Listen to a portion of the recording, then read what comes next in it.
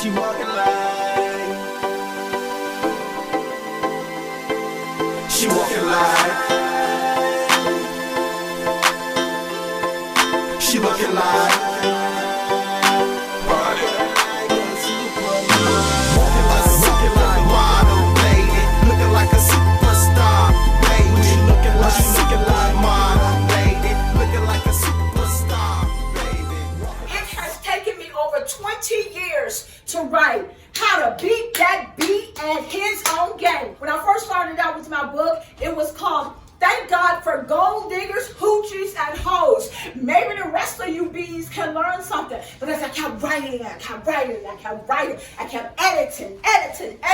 Then I changed the name. How to Beat That Beat at His Own Game. The Hustler, Cheater, Abusers Playbook and one-on-one relationship seminar. I am London, sister girl number one. I am the number one relationship writer for today's one. And I want to welcome you to my No More Toxic and Abusive Relationship Seminar.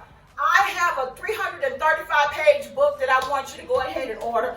And I've got some throwback video for you. But do you know the number one thing that I have learned from writing about relationships, and the number one thing that I have learned is it don't no matter what you tell a woman that is in a toxic or abusive relationship, at the end of the day, she gonna do what she wanna do. 9 times out of 10, she gonna call you, tell you he ain't this, he ain't that. But then when she goes back into that toxic and abusive relationship, she gonna tell you to mind your own business and to get out of hers. I don't care what y'all do with your memes and your relationship memes and, oh yeah, this sounds good, girl, that sounds good, girl. The same girls that are checking like, love to relationship memes, you're back up in that abusive relationship again. So anyway, I'm going to read the chapters of my book, and I'm going to show you some throwback video. Don't buy another piece of hair. Don't buy another weave. Don't buy no more stilettos. Don't pay no other guy's cell phone bill, back traffic tickets. Don't pay his back child support until you have read my book. Because we've got to get to the point where we stop saying men did this to us. Because if you look at your relationship track record, if you done been through 20 bad men at some particular point, we're going to say, what's wrong with you? Chapter 1. Stop bringing your good booty calls to the family breakfast table. Because some of y'all are meeting them in and moving them in with you and your kids. If a man loves you, he is not going to ask you for money, and when you tell him that all the money you have is for the electricity bill and the lights go out on Tuesday, he still takes the money and doesn't replace it on Tuesday. He doesn't love you. He's hustling you. And then he has you scrambling around to your friends and your family asking for the money to pay the light bill. A man that cares about you and your mental well-being and the well-being of your kids in your household knows that excuses don't pay shh. If you have money and you're taking care of a man, hey girl, that's your business. But if you're a single mother and you have kids and you're already struggling, you don't take your bill money and give it to no man. If your lights go out because you gave the electric bill money to that man and you and your kids are sitting in the living room blinking your eyes and trying to adjust to the gosh darn dark, I blame you. There's not enough D or love in the world. Let me say it one more time to make sure that you heard me. There's not enough D or love in the world for you and your kids to be feeling around in the dark, bumping into furniture, trying to find a candle. And put your credit card back in your wallet and hide your cash. Chapter 2. Go look in the mirror. Are you the type of woman a hustler, cheater, or abuser is searching for? When you meet someone new, you need to give him time to show his ASS. This doesn't mean ask him to pull down his pants so you can see his booty. No, show his ASS means show his really bad points. The best time to stop domestic abuse is before it starts. If you get into an abusive relationship, trust me, it's a witch trying to get out of it. And whether you ignore them or not, You will get warning signs before you jump into an abusive relationship. That's why I always say, I am so not interested in the sending flowers stage. My attitude is, F a flower. I need to know what warning signs that make me uneasy and gives me a knot in my tummy is he giving me that I'm trying to explain away. I don't care who he is. I don't care how wonderful he is when he's not mad. I don't care how cute he is, how sexy he is, nor do I care what he's got. That's why I said, girl, don't get seduced by those flowers. Don't fall in love with a man just because he showers you with gifts and flowers. A man with a bad temper will take those dozen of roses and beat the hell out of you with them. Maybe God was too busy to do a background check on your man. Y'all blaming God for some of these bad relationships. God is too busy with the virus to be doing background checks on your boyfriend. If you're cool trying to build something with a man that you stay in bed with all day, having sex, then do it. But quick question, if sex is your foundation, what happens when that foundation crumbles? What happens when eventually you don't feel like having sex 20 times a day, wearing out your stuff? Is he still interested in you then? Are you still interested in him as a person when you're not getting those 10 inches 20 times a day? If you answered no, you might want to put your clothes back on and keep it moving. Chapter 4. Have you ever considered getting into a relationship with a woman because you are tired of being hurt by men? That's right. That's for my studs and my families, because a relationship is a relationship. You're going to find that the same bad things that you are trying to run from a man, you're going to find it in a woman because you haven't learned your lesson. London, does your book bash men? No, my book does not bash men, but my book does bash hustlers. Chapter 5. How did we go from a potential relationship to you only calling me for sex? When you come in right from the beginning and you are opening up your purse and you are opening up your legs, ooh, child, a hustler's like, ooh, I smell that. They smell that desperation. They hone in on you. Girl, it's like, I hate to say this, but you know, you're like a dog in heat. Other dogs, man, they can smell you a mile away, boo-boo. Why do men lie? Why do men lie? Let me put it to you like this.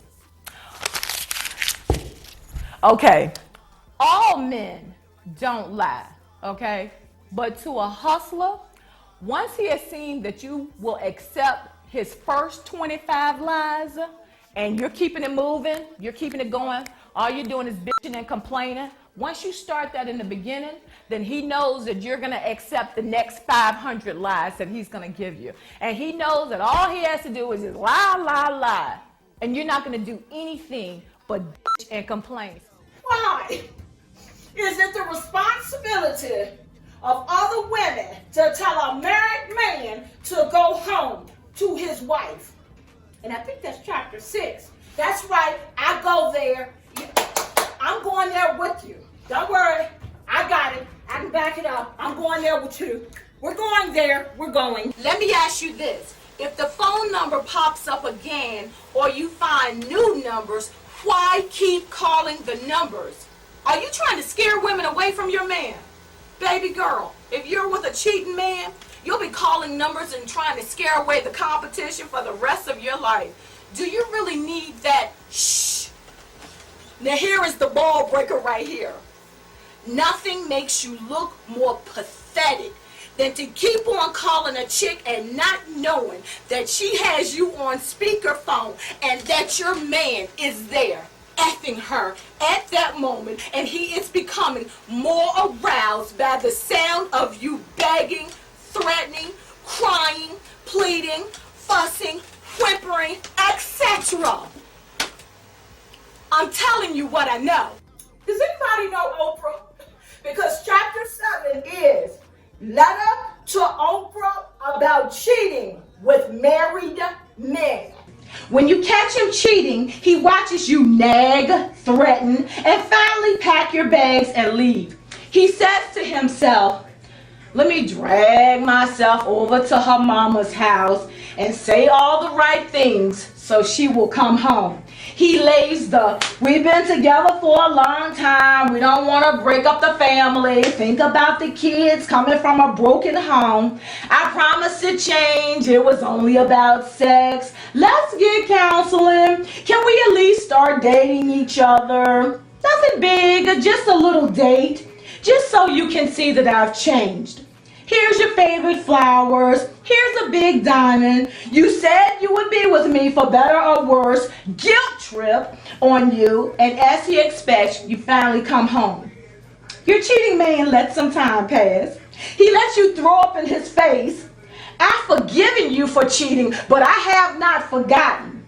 With a yawn and a bored, disinterested poker face, he listens to you make your snide, nagging, suspicious remarks about his cheating. He methodically says, sorry, babe, as you go on and on and on and on about how you don't think you can ever trust him again. He giggles as you superiorly hold out your cooch as if you're punishing him. He smirks as he holds himself back from telling you with relish, all I have to do is make a phone call or send a text and I'm up in another woman's ass just like that.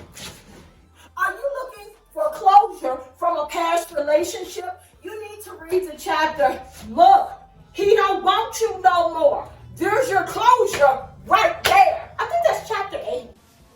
Oh, you caught me like this. Hey everybody, it's me, London Sister Girl #1. And I bet you're wondering why I am wearing my onesie. It's because it is cold here in Atlanta. And you know how when it's cold and all, then everybody wants to go and get them a little boo thing. You know, somebody that's a little warm that they can curl up to. Well, some of y'all going out there and getting boo things and you're jumping into abusive relationships and all. And then in the springtime, you're in a relationship with a stalker, or you're pregnant and now you got this thing with you that you're going to be chasing this guy that you hate for 18 years trying to get child support. Chapter 9.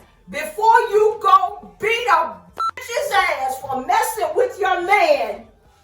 Checklist. Because this ain't got nothing to do with your man. I keep telling you, you can't make him change. If you're in an abusive relationship, you have to focus on you. Talking all day, every day about your man ain't this or that, ain't doing nothing to help your situation. What you're saying is that if he would just act right, life would be perfect. Well, guess what? He don't feel like acting right. So there. Now what? What you gonna do? Focus on you, because if you change your thinking, you can change you. If my man ain't, what does that say about me that I choose and deal with men that ain't shit? What does it say about me that I deal with men that abuse me? Why am I gullible and keep believing his excuses when I know he ain't shit? Why don't I love me as much as I love him? You need to find out why when you meet men that abuse you, instead of you running the other way, you fall in love with them and become a sticking to the end through whatever abuse he dishes out, loving him and not you type of chick. And do I want to stay that chick? Are you gonna let your loneliness turn you into mistress or side chick material? Once your abuser is pretty sure he has you sucked into him, once he has you confident that he is the man that you need and he has you wrapped around his finger, he must test you. He wants to see how you react and what you will do when he first abuses you. Your first test comes when he argues. He wants to see if you stay through that god-awful temper and his disrespectful beating down and breaking down of your self-respect and self-esteem. Your next tests are, he wants to see what you will do when he continually breaks up with you and then begs to be taken back.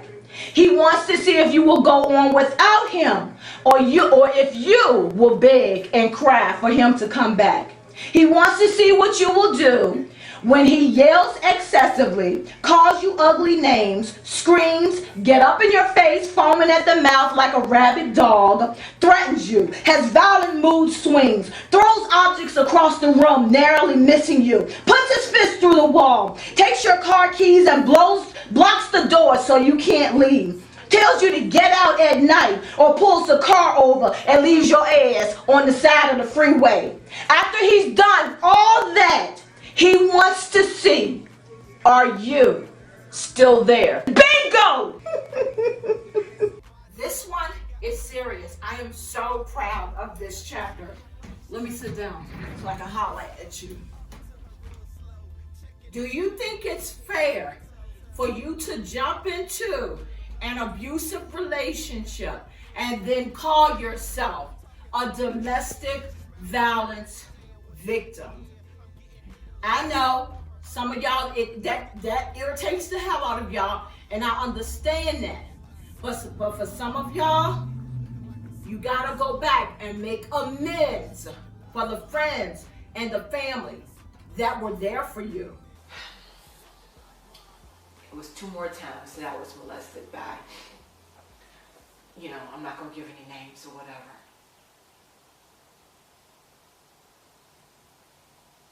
But I found out that one of them had cancer. And I said, good, I hope that bitch burn in hell.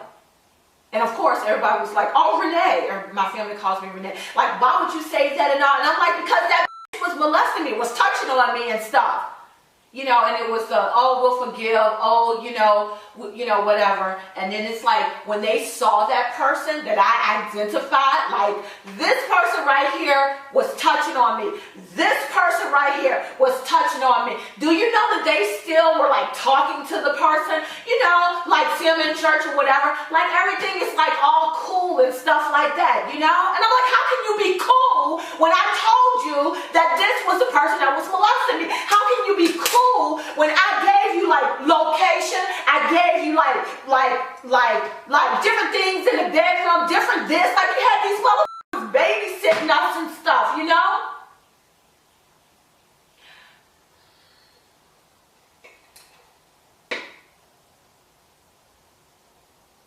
I love my mother. I adore my mother. And I worship my mother. But I feel guilty in even saying that I knew she was too weak to protect me. She looking like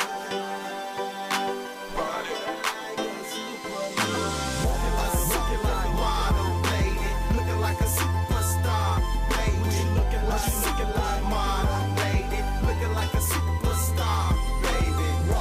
Looking like model lady, looking like a superstar, baby. She looking like model lady, looking like a superstar, baby. Think about all your friends that are always calling you, relationship after relationship after relationship. You run out of things to say because she ain't gonna listen to you. Get the book, give it to her, and let's all call it a day. I cannot wait till I get to meet you and we just get to talk.